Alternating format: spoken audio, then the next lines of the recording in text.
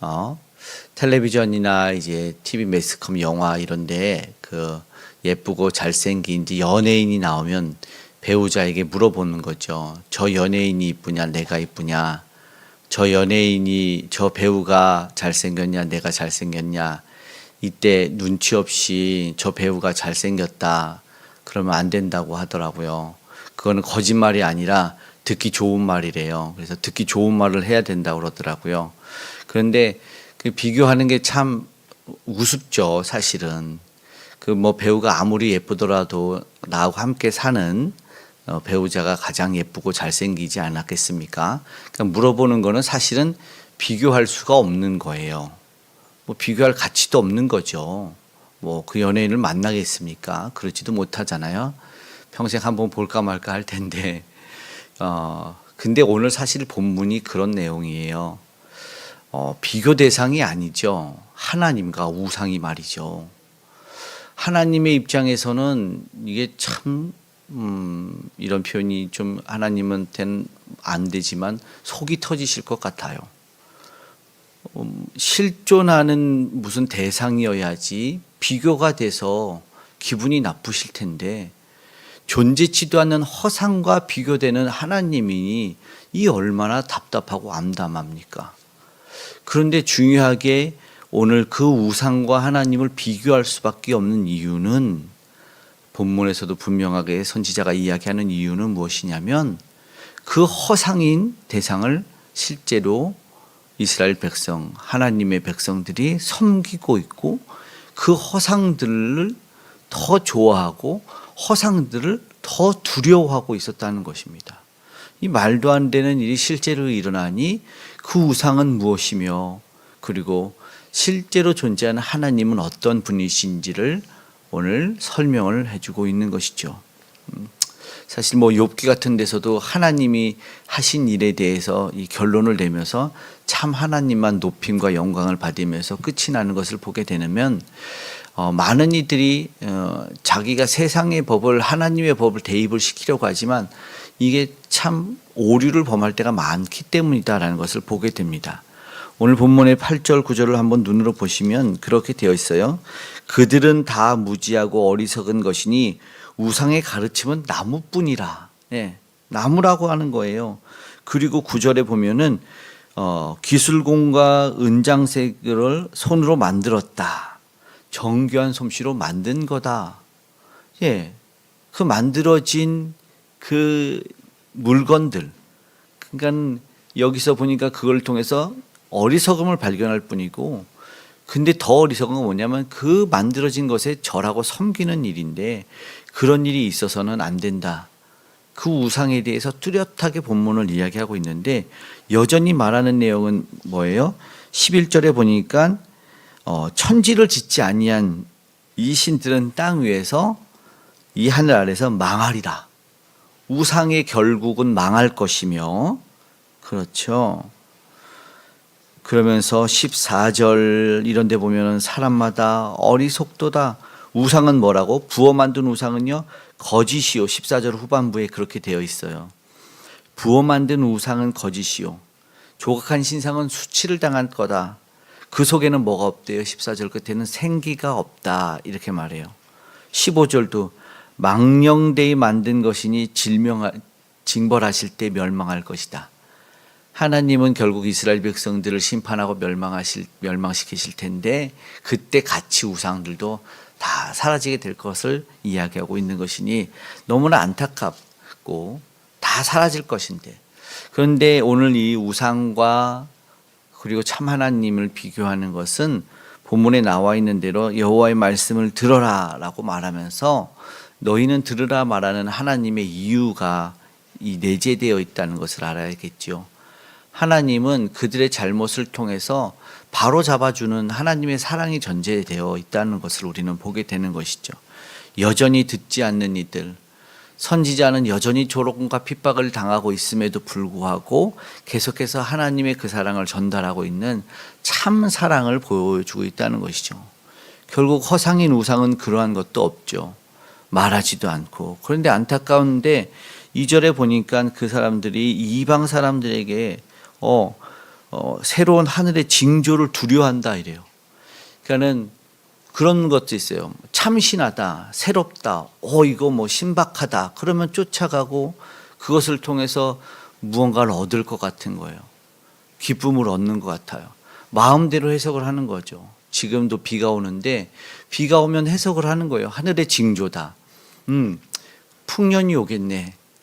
아니면 뭐 진노하셨네. 하늘이 슬프다. 아니면 풍요의 신이 우리에게 은혜를 주신다.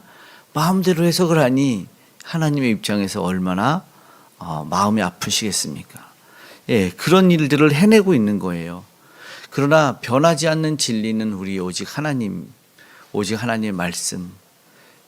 예, 이 세상처럼 변하지 않는데 그것들을 다 버려놓고 모르는 백성들이 아니었는데도 불구하고 그것을 다 우상의 것들로 바꿨으니 오늘 우리가 살아갈 때 지혜와 분별이 필요합니다.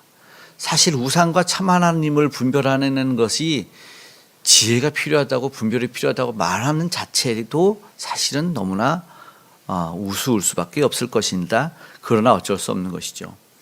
창조주 하나님을 우리는 앞에 모시고 그의 권능과 그 하신 모든 것은 잊어버리고 오직 그런 징조 그런 것에 미혹되어서 때로는 두려움을 받기도 하고 때로는 뭐 기쁘고 빌고 있는 그런 모습들이 이해가 되지 않는다라는 것이죠. 우상 숭배의 결과를 분명하게 이야기하고 있어요. 그가 행한 현상이 아니고 그가 행한 능력이 아닌데 마치 우상이 한 것처럼 뭐 비 오고 천둥 친다고 해서 두려워하고 무서워하고 있는 모습을 보게 되는 것이죠. 절대로 우상들은 그리고 원수마귀의 계계가 있더라도 두려워하지 않으시길 바랍니다. 하나님은 그 어떤 무엇보다도 크신 하나님이시고 그 놀라운 신실한 약속을 오늘도 이루어 가시기 때문이라는 것이죠. 오늘 그것을 기억했으면 좋겠습니다. 하나님이 참 유일하신 하나님이시고 오직 그만이 모든 것을 만드신 창조주 하나님이시다라는 것이죠. 3절에서 5절에 보니까 미신들이 있어요. 뭐냐면 이거는 풍습으로 우리가 만들어낸 거예요. 그러니까 한 번의 경험이 내가 오늘 미역국을 먹었더니 시험을 못 봤어. 예. 그런 미신들을 만들어내는 거예요. 이 풍습은 뭐래요? 3절에 풍습은 헛된 것이니 라고 말하고 있어요. 그리고 계속해서 말해요. 4절에도요. 목과 근과 음으로 꾸미고 그 5절에는 이렇게 재미나게 표현하죠. 둥근 기둥 같아서 말도 못하니 걸어나지도 못하고 매어야 움직일 수 있다라고 말합니다. 그리고 화나 복을 주지 못한다는 거예요. 우상들은 그냥 신기해서 아니면 누가 말한다고 해서 정말 그렇게 되나? 아니죠. 아닌데도 이 생기 없고 복도 주지 못한다고 5절에 분명하게 얘기하고 있는데 왜 헛된 것에 자꾸 집착하는지 모르겠다는 것이죠. 오히려 이건 비웃음만 당할 것이죠. 말도 못하고 걷지도 못하는데 하나님은 두려워하지도 말아라. 함께 비웃기를 바라시겠죠. 그 우상들에서. 아니면 근데 우상이 꼭 이런 신상이나 조각들만이 아니라 정말 중요한 거는 우상화예요. 신격화라는 겁니다. 무슨 말이냐면 내가 하나님을 두고 하나님보다 더 좋아하고 마음을 쏟아내면 그리고 그것을 더 의지하게 될 때 우리가 앞장에서 보았지만 저들이 가졌던 것이 있었죠. 용사의 용맹함과 물질과 그리고 세상 지혜, 지금은 뭐 과학과 물질 문명이겠죠. 그것들을 의지하지 않겠습니까? 편안과 안락함을 주니 그것이 마치 섬김의 대상이 되고 신봉하는 우상화와 신격화가 된다는 것을 이야기하고 있는 것입니다. 이것은 우리 안에 있어요. 누구를 더 좋아하고 인간을 더 의지하고 물질과 가진 것을 더 거기는 뭐 이 우상화는 뭐 신격화는 많더라고요. 과학도 건강도 지식도 학벌도 명예도 다 우상화가 될 수 있는 건데 결국 그게 어디서 나왔냐 이거죠. 여기서 말하는 어리석은 건 우리인 거죠. 인간 속에서 나왔어요. 그래서 그것을 만들어 놓고 내 손으로 만들어 놓은 것을 내가 섬기고 나한테 복 주세요 하고 있으니 이게 하나님의 입장에서는 얼마나 안타깝고 진짜 어리석어 보이겠냐 이거죠.